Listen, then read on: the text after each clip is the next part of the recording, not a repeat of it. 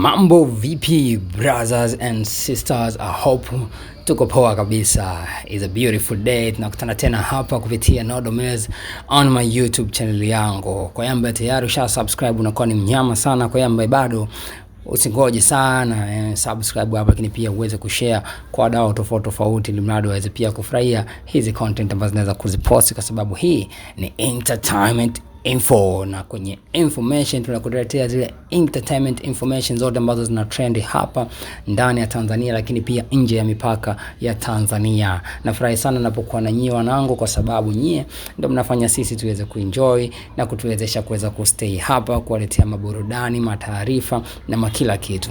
Leo big story ni kuhusiana na msanii Baba Levo. Kwa sasa ni mbunge, au sio bwana, wa Kigoma mjini pale.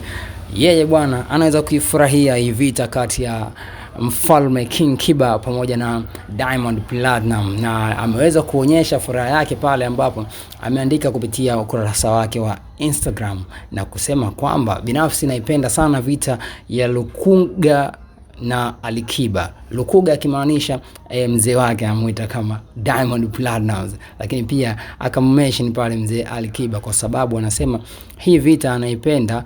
Anakwambia anapenda sana mzee wangu apate challenge ya King Kiba, panakuaga patamu sana.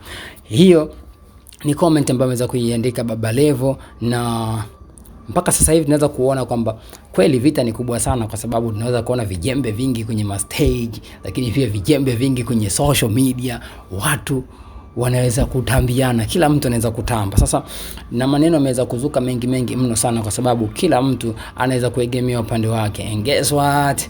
King Kiba bwana kama amerudi upya hivi, kwa sababu tunaona kabisa anavyokiamsha, na watu kama wameweza kuitika. Ni moja kati ya vita ambazo zinachangamsha sana katika game letu la hapa nchini Tanzania, upande wa Bongo Flava, kwa sababu tumeona wasanii wengi wakijaribu kumchallenge Diamond, lakini pia tunaweza kumuona mzee bwana ameweza kustate na kuwa strong, kwa sababu anatoa madude makali.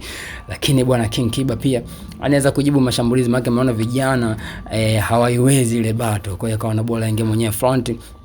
Na tunaweza kuona sasa hivi kila kona, kila sehemu watu wanazungumzia kati ya Alikiba na Diamond, yani ni vita kama imerudi upya. So kwa more tips endelea ku stay tuned hapa kupitia Nodomez channel, kwa sababu mimi naweza kwenda kukudokolea kila sehemu, kila kona, chaka tu chaka, kwenda kukutafutia zile posti ngumu ambazo watu wanaweza kutamba nazo kupitia mitandao ya kijamii, na mimi nikuletea hapa moja kwa moja.